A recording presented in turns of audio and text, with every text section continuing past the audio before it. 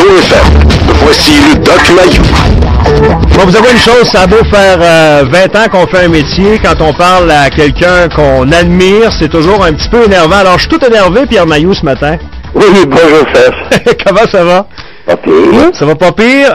Doc, je vous suis depuis très longtemps et j'aime vos propos la plupart du temps. Je suis pas toujours d'accord, mais c'est ça qui fait la beauté de la chose. Oui. Et ce matin, je pense que vous allez aimer le sujet sur lequel je vais vous lancer. Bon, je sais que vous aimez ça, parler de religion de temps en temps. Il y a le cardinal Jean-Claude Turcotte qui fait jaser pas mal. J'espérais que tu m'amènes là-dessus. Bon, ben tant mieux. Jean-Claude Turcotte qui, en 2 volets, fait parler de lui ces jours-ci. Parlons d'abord du fait que, bon, il est contre le fait, entre autres, vous connaissez le dossier, j'essaie de le trouver en même temps que je vous parle. Oui. Je vais y aller tout de suite avec, ce prêtre qui est condamné pour pédophilie. Vous le connaissez, Philippe de Maupeou, vous avez entendu parler de lui? Non, je le connais pas, mais je sais pas. Non, mais vous avez entendu parler de lui? Non, même pas. OK, bon, ce prêtre-là a été condamné pour avoir agressé sexuellement une fillette de 8 ans. Oui. Et là, on vient de lui donner une bourse d'études en droit canonique. Oui. Lui qui avait été condamné. Ça, c'est une bourse de 20 000 pour aller étudier à Ottawa et il a la bénédiction, entre autres, de Jean-Claude Turcotte. C'est quand même assez intéressant. Oui. La chair est faible. Pardonne-leur car ils ne savent ce qu'ils font. A dit le Christ, pardonnez-lui car il ne savait pas ce qu'il faisait. Voilà. Écoute, lorsqu'il mangeait la mine de la petite de 8 ans, il ne savait pas ce qu'il faisait. Voyons. C'était un écart, un petit écart de rien. Comme si rien n'était arrivé. Et c'est arrivé l'hypocrisie féminine, elle l'exige. Et c'est arrivé 2 fois, Doc. Ben oui, seulement 2 fois. Écoute, il a chuté, mais il s'est relevé. Ouais. Pardonnez. Il faut lui pardonner. Jean-Claude Turcotte, dans ce dossier-là, est-ce qu'il paraît mal? Écoute, Jean-Claude. Mon ami Jean-Claude. Mon ami Jean-Claude a le droit de faire ce qu'il veut. Ouais. Cependant, il a été singulièrement disgracieux concernant la médaille, et ça ne sera jamais oublié dans l'histoire du Québec. Alors, il voulait transcender l'histoire du Québec, il a réussi. Jean-Claude est un individu assez ordinaire qui a réussi à s'inscrire dans l'histoire du Québec en remettant aux autorités canadiennes une médaille qu'on lui avait décernée. Ouais. Et le prétexte est odieux. Le prétexte est odieux et à l'encontre des valeurs qu'il prône. Mm-hmm. Alors, il est fondamental dans la religion catholique, le pardon, l'ouverture à l'autre, supposément, serait des qualités fondamentales. C'est ce qu'on prône. Et il est incapable d'accepter que Morgan Thaler ait reçu. C'est pas Morgan Thaler qui l'a demandé. Uh-huh. C'est qu'on a décidé au Canada de décorer Henry Morgan Thaler pour toute son œuvre qu'il a fait au nom des femmes, pour les femmes et pour les enfants, en luttant pour imposer le droit à l'avortement au Canada. Mais je l'ai dit pour imposer. Parce qu'il a été emprisonné, Henry Morgan Thaler, parce qu'il était convaincu de bien agir en avortant des femmes qu'il le désirait. Ouais. Cet individu-là a lutté pour la liberté. Et voilà que notre ami Jean-Claude Turcotte lutte pour la répression, pour le contrôle, pour la censure. Oh, c'est pas chic, là. Mais est-ce qu'il avait entendu, Jean-Claude, j'ai pas aimé ça. Ouais. Il m'a grandement désappointé. Mais est-ce qu'il avait le choix, Doc, parce que c'est la position du Vatican quand même là, qui s'oppose toujours à l'avortement. Là. Ah! À partir du moment où on fait partie d'un troupeau de moutons, et voilà. Nous devons suivre le troupeau.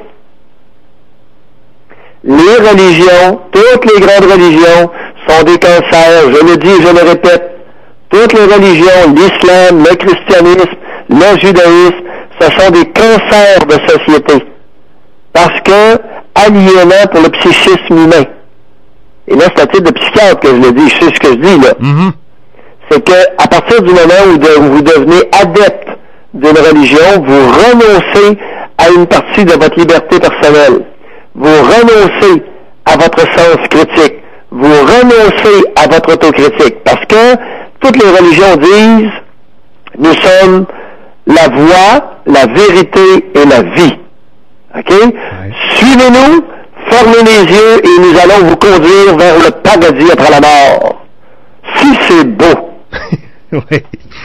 Mais encore là, Alors, oui? Ouais, ben j'allais dire, Ah oui, fort, lâche-toi.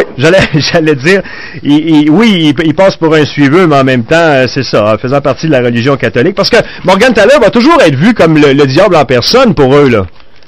Pour eux. Oui. Ben oui, puis là, effectivement, et là, les musulmans, c'est la même chose. Parce que les musulmans sont contre la contraception. Est-ce que tu savais ça? Est-ce que tu savais que ces tarés-là sont contre la contraception? Ben, je m'en doutais, mais vous me l'avez... Ben non, ils sont contre. Ouais. Oui, oui. Et c'est pour ça qu'ils représentent une menace. Parce qu'ils se reproduisent comme des lapins. Ouais. Hey, ils sont rendus, là, c'est quoi? C'est 200 millions en Indonésie? Mm-hmm. Hey, il y a 200 millions de ces crétins-là, ça n'a pas de bon sens. Ça se reproduit comme des lapins. C'est sûr que... C'est hallucinant. Ouais. Les tarés se reproduisent à un rythme d'enfer et les gens de valeur ne se remplacent même pas leur taux de mortalité. C'est pas chic, là. Ouais. OK, est-ce que je peux vous amener sur un autre dossier? Avec fort. Il y a Simon Oui, Bédard. un peu, là. Oui, un peu, sacrément. Turcotte, tu penses quoi de lui? Ben, moi, écoutez, je comprends. Oui, j'écoute. Moi, je le connais pas personnellement. Je comprends la position comme je vous l'ai amené. Est-ce qu'il a le choix faisant partie... Comment tu comprends? OK, alors, je comprends sa position. Qu'est-ce que tu veux dire par là? Ben, je veux dire par là que, ayant un grand patron qui est le pape, étant sous la gouverne du Vatican, est-ce qu'il avait autre choix que de... Bon, mais je te redemande pour la 3e fois, que penses-tu de son positionnement? As-tu une pensée personnelle? As-tu une pensée autonome? En 2008. C'est un Jesus freak comme lui? Non, je pense pas. As-tu une opinion là-dessus? Ben, On a fait tant qu'on l'entende, mais j'ai du peur, là, qu'on passe à tes lèvres. En 2008, je trouve que ça va loin de condamner Morgan Taylor et de remettre sa médaille. C'est certain.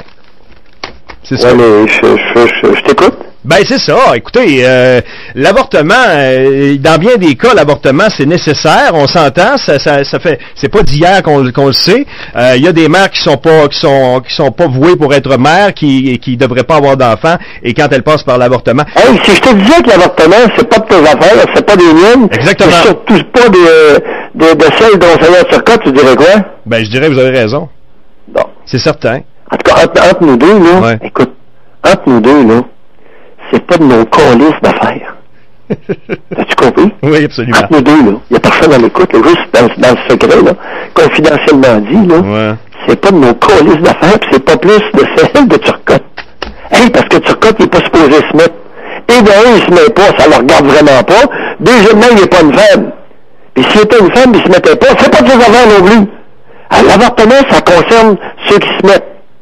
Ça concerne d'abord et avant tout la femme qui s'est fait mettre. Mm-hmm. On est-tu d'accord là-dessus? Moi, on est d'accord là-dessus. OK. Et d'un autre côté, Bon, ben... là, on va parler pour les auditeurs. OK. Ben, puis d'un autre côté, ben... Non, mais il faut s'excuser pour les auditeurs parce qu'on a fait un petit aparté. Là, Oui, personne n'écoutait. Et d'un autre côté, ben, il s'oppose pas au fait qu'un pédophile, un prêtre pédophile qui s'est vu accusé, ben, reçoive une bourse d'études. Non, ben là, qu'est-ce que tu veux qu'il fasse? Ouais. Qu'est-ce que tu veux que Franklin se fasse avec le gars qui a mangé de la petite moune? Mm-hmm. C'est pas Qu'est-ce que tu veux qu'il fasse? Hey, Es-tu pour le prendre? Ben non, c'est sûr. Doc Simon Bédard, Oui. il sera pas candidat pour le Parti libéral, finalement, il a dû remettre sa démission. Ah oui? Ben oui. Steph l'avait accepté. Ouais, mais finalement, il est revenu sur sa position, il a remis sa démission. Non. Alors, pour mettre les gens... Pourquoi se faire, là? Pourquoi se faire qui a démissionné, là? Explique-nous ça, là. Parce qu'en début de campagne comme ça faisait un petit peu trop de vagues pour le Parti libéral, qui en a pas besoin présentement. Oui, mais sinon, là, il avait fait quoi? Il avait dit quoi? Quelle est l'ignominie qu'il a proférée? Ben, souvenez-vous, pendant la crise d'Oka, on va rappeler ça aux gens, Simon Bédard avait invité l'armée à nettoyer Kanesatake, au risque d'impliquer une centaine de morts. Non! Oui, il avait dit... Oh! Quelle violence! Oh! J'en ai le frisson! La chair de poule, la chair de coq à matin. Est-ce qu'il avait dit tout haut ce que plusieurs pensaient tout bas, vous pensez? Inciter la violence. Ouais. Inciter les forces armées à tuer. C'était... L'hypocrisie sans borne. C'est sûr. Mais pourquoi il a démissionné, Simon? Ben, il a dû avoir des pressions. On a dû lui suggérer de remettre sa démission, c'est sûr. Ouais. C'est sûr.